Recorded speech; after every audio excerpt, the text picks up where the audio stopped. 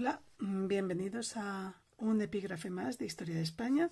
Todavía seguimos en el bloque 3, en la formación de la monarquía hispánica y su expansión mundial, y concretamente vamos a hacer el epígrafe 3.8, principales factores de la crisis demográfica y económica del siglo XVII y sus consecuencias.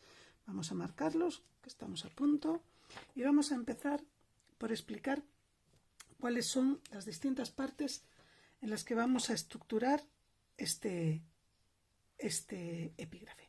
En primer lugar, la introducción general a la crisis del siglo XVII. En segundo lugar, hablaremos de los tres grandes factores que van a contribuir a esa crisis, que uno es la crisis demográfica, el segundo será la crisis económica y el tercero las consecuencias de la crisis. Por último, vamos a intentar también ver algunos de los intentos de reforma que se llevan a cabo. Empezando entonces por la introducción general a la crisis del siglo XVII.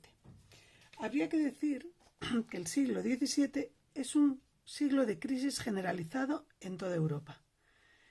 Esta crisis va a ser una crisis social, económica y demográfica, debido fundamentalmente a la sucesión de pestes, malas cosechas y guerras, que darán lugar a una parálisis del comercio y la industria.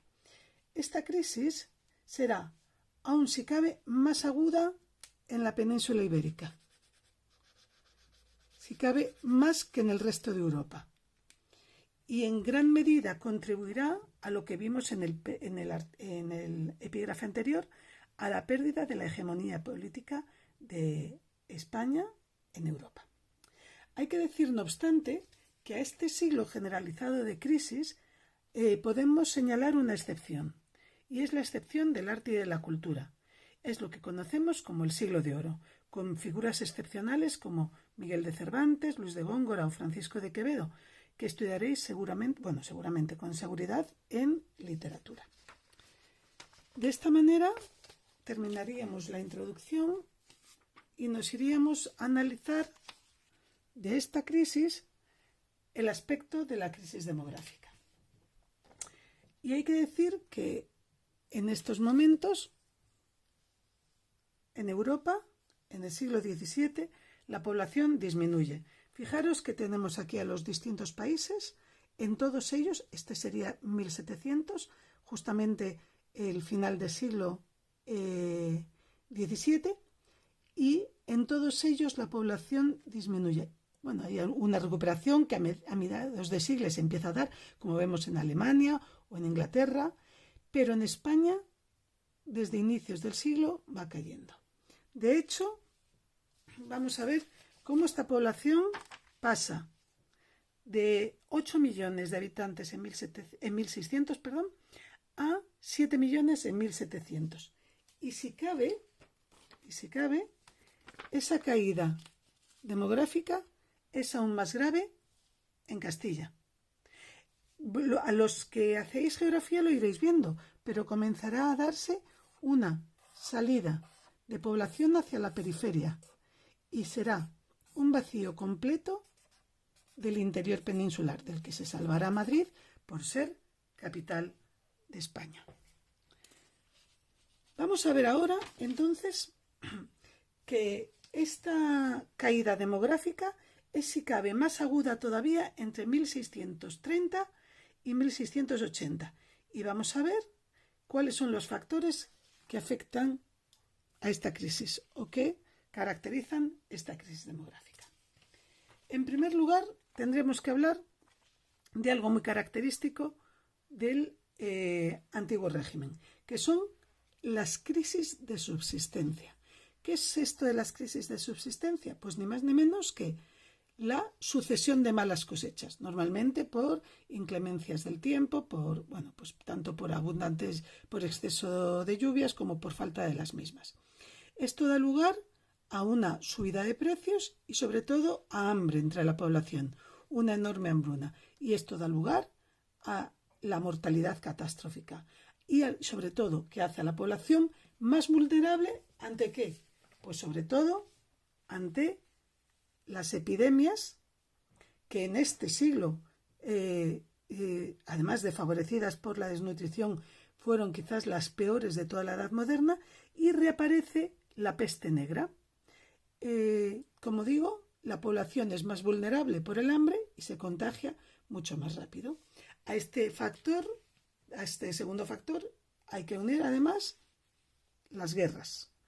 Guerras que entre 1640 y 1668 fueron prácticamente permanentes. Hablamos no solamente de Europa, sino especialmente de nuestro país. La falta de mercenarios hizo que se llevaran a cabo levas y reclutas forzosas entre los jóvenes. ¿Y quiénes eran los jóvenes? Precisamente aquellos que estaban en edad de reproducir. Por tanto, también impidiendo la mejora demográfica. Todo esto además dio lugar a rebeliones continuas. Vamos a seguir con más factores que contribuyeron a la pérdida de la población. Recordad que también estudiamos en epígrafes anteriores la expulsión de los moriscos entre 1609 y 1614. En torno a 300.000 personas dejaron la península, acordaros, fundamentalmente la Corona de Aragón, pero no únicamente, y se calcula que fueron, como digo, unos 300.000 individuos, fundamentalmente campesinos, los que dejaron la península. A estos factores habría que unir además el de la emigración a América. Mirad, en el gráfico se ve perfectamente cómo en torno a 1600 se llega a su punto culminante, va disminuyendo y ya prácticamente a partir de la mitad del siglo XVII es verdad que cae. Pero en estos momentos es alta. Sobre todo de la zona de Castilla y de Andalucía. Como decimos, todos estos factores hicieron que hubiera una enorme crisis demográfica, el estancamiento de la población, la caída entre 1600 a 1700, como decíamos, de 8 millones a 7 millones en este momento. Y este también sería un momento interesante para hablar de lo que es el modelo de transición demográfica. El modelo de transición demográfica se produce del antiguo régimen a la edad contemporánea a partir del comportamiento demográfico de la población. Mirad, si en este gráfico podemos ver cuáles son las causas más probables de muerte durante el siglo XVII.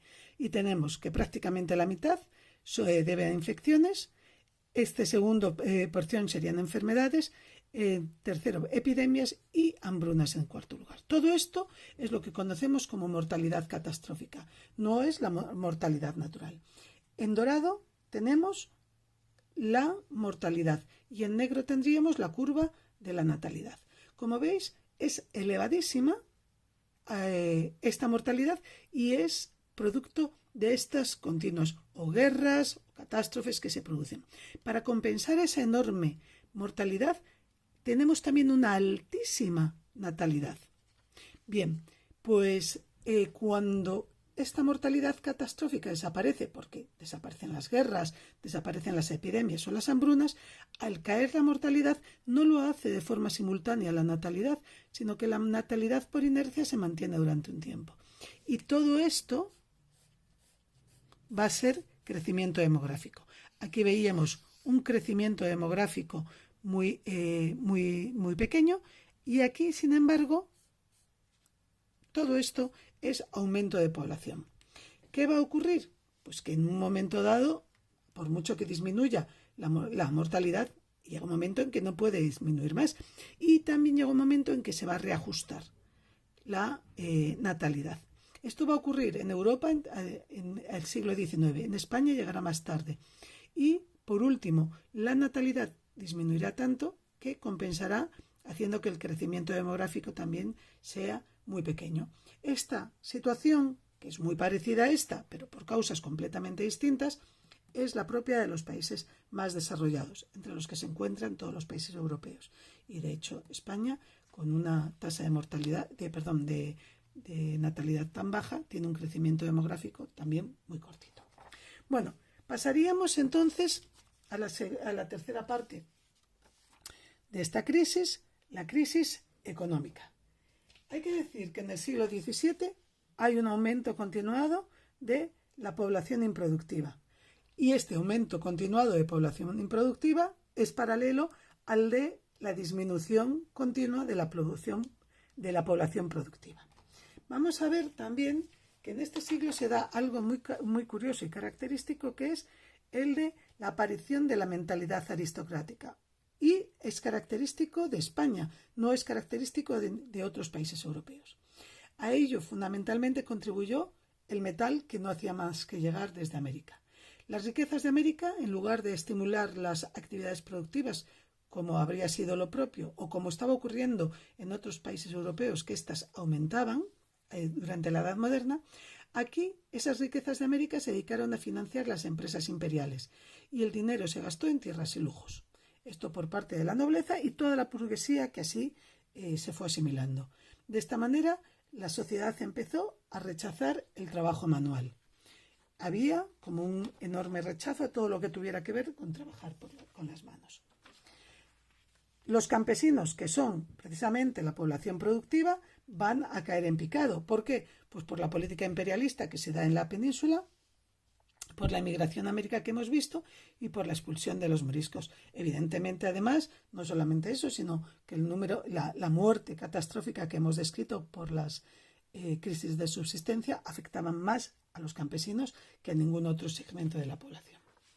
Esto va a dar lugar, además, de forma paralela, a que la industria quede paralizada, y esto en gran medida, como hemos visto al hablar de la mentalidad aristocrática, va a ser debido a la afluencia continuada y abundante de plata. Era mucho más fácil comprar los productos con esa abundancia de dinero que se tenía e importarlos de Europa que fabricarlos en España. De esta manera, la inflación fue elevando los precios. Hay que decir que hay una excepción a esta situación. Por este proceso, la burguesía se va a ennoblecer en nuestro país. Se va a convertir en una clase improductiva. Esto es una contradicción en realidad, porque no sucede en ningún otro país de Europa. Es lo que se conoce como la traición de la burguesía. Y hay que decir que todo esto fue cierto en Cataluña, pero no, que fue cierto en Castilla, pero no en Cataluña, donde la burguesía dará lugar luego a un crecimiento de tal magnitud que dará lugar a la industrialización del territorio. La nobleza en nuestro país se va a hacer cortesana. Vivirán de cargos improductivos y estos cargos improductivos se irán a la corte y allí, pues estarán de forma absolutamente improductiva.